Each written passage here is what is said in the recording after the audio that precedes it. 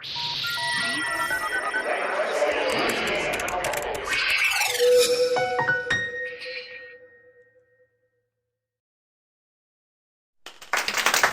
bonjour, 大家好. Et merci d'être là aujourd'hui pour voyager avec moi. Je vous amène en Chine. Pas dans cette grande piscine, par exemple. Bon, alors avant de commencer notre voyage, ça serait toujours intéressant peut-être pour nous de connaître avec qui qu'on voyage. Mon nom c'est Chiayi, je suis la présidente fondatrice de Orchimedia, une firme spécialisée en marketing international. On fait du conseil stratégique pour accompagner les entreprises innovantes d'ici, pour percer les marchés asiatiques, notamment la Chine, le Japon et la Corée du Sud. On parle de Bombardier, Cirque du Soleil, Céline Dion, Burks, IMAX, etc. Donc, on va profiter, on va parler du web aujourd'hui, mais aussi, j'aimerais qu'on profite de la chaleur humaine qu'on a dans la salle aujourd'hui, parce que nous sommes ici, réunis. Alors, je vous invite de vous lever, de choisir la personne la plus proche de vous et on va échanger nos cartes d'affaires à la manière chinoise. D'accord? Donc, vous pouvez vous lever. C'est quoi la bonne manière? C'est de donner notre carte à deux mains et donner dans le sens de lecture de votre destinataire. OK? Comme ça. On fait un échange. Oui, c'est ça. Comme ça. Oui, bonjour. Et on donne un beau sourire. Après ça, une fois qu'on reçoit la carte, on lit bien les informations. D'accord? Et on le serre dans une pochette précieusement. Vous savez pourquoi est-ce qu'on ne peut pas mettre dans la pochette en arrière? Parce que la carte d'affaires en Chine, c'est le prolongement d'un individu. Donc, on la conserve précieusement. Donc, Bruno la met ici.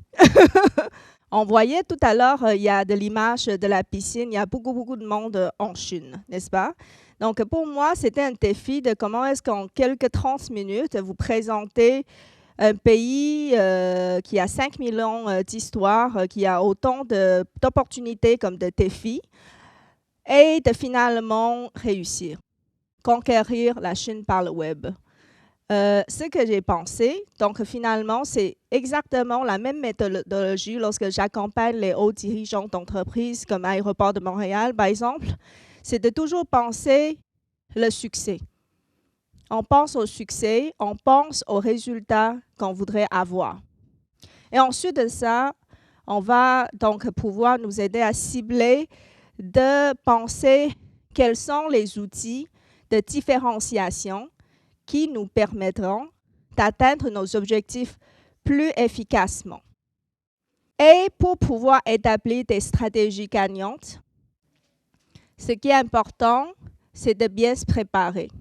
De bien se préparer, ça veut dire de bien comprendre. Dans le cas de la Chine, ce n'est pas le même pays qu'ici.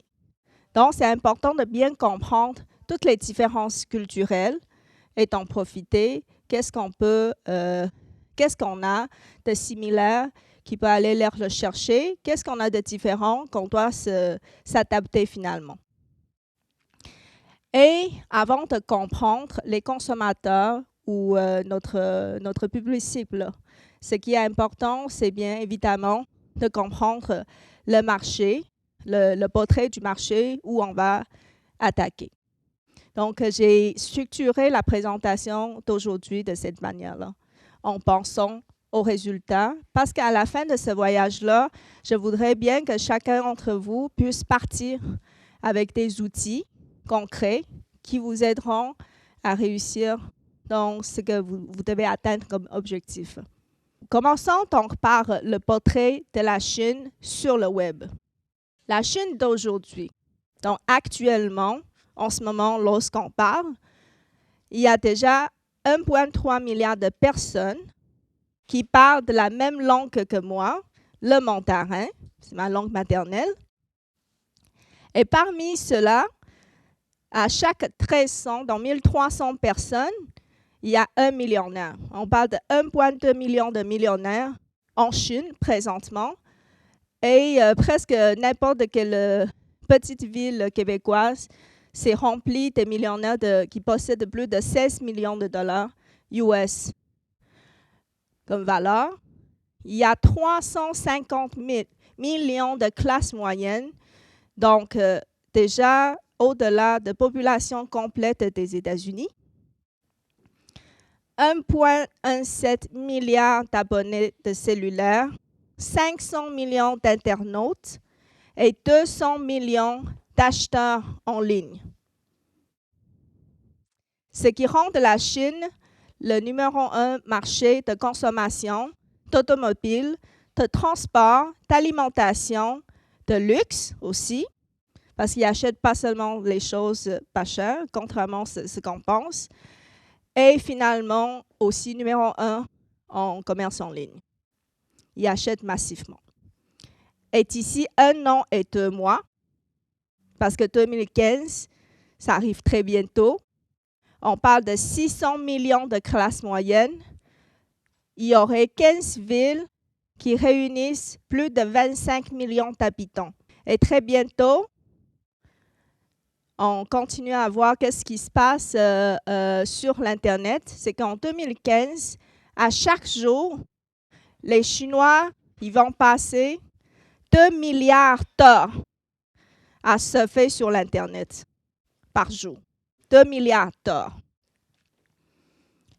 Et donc, finalement, c'est un marché dominant, la puissance du monde. Regardons un peu le profil de qu'est-ce qu'ils achètent en Chine. Il y a un peu plus d'hommes que de femmes sur le territoire de la Chine. Et le pourquoi, c'est bien simple, c'est qu'il y a une politique de un bébé par famille. Donc, vu que c'est traditionnellement agricole comme pays, on a toujours une tendance de favoriser un bébé garçon qu'un bébé fille. Et peut-être cette démographie ressemble à ici, mais ce qui achète ressemble à ici aussi, mais ce que j'aimerais attirer de votre attention, c'est qu'en Chine, ce sont les hommes qui achètent davantage que les femmes. Et ils achètent beaucoup de vêtements. Même dans les émissions de mariage, de dating, les hommes ils ont le plaisir d'avouer publiquement mon plaisir dans la vie préféré, c'est d'acheter des vêtements, des accessoires de mode en ligne. Parce que c'est super pratique et ça livre chez moi immédiatement. Aussitôt commandé, aussitôt arrivé. Et le pourquoi est-ce que les hommes achètent plus? Parce qu'il y a moins de femmes. Dans certains villages, il y a juste une fille pour 10 garçons. Donc, ces hommes-là doivent vraiment trouver les méthodes de séduction qui marchent. Donc, là, nous regardons qu'aujourd'hui, parce que tout à l'heure, j'ai déjà expliqué, la Chine est déjà le numéro 1 marché de consommation du monde. Et dans les magasins traditionnels, les ventes chutent. Et cela se traduit par une tendance d'achat en ligne, la croissance d'achat en ligne. Et c'est la même chose dans les médias sociaux. Depuis quelques années, les usagers de médias sociaux chinois, ils croîtent de façon très importante. Ce qui est très intéressant et différent en Chine qu'ici, c'est surtout le point blanc qui s'appelle microblog. C'est quoi ça qui existe peu ici? C'est surtout le WeChat, le Weibo, qui sont différents que je vais expliquer un peu plus tard. La Chine est aussi numéro 1 en termes de communauté web. C'est une communauté web très engagée. Vous regardez, il y a combien de plateformes possibles d'échange. C'est impressionnant. Et comme on a regardé, il passe 2 milliards d'heures par jour sur l'Internet. Cependant, il n'y a pas qu'une seule Chine. La Chine est vraiment non homogène et il y a plusieurs marchés.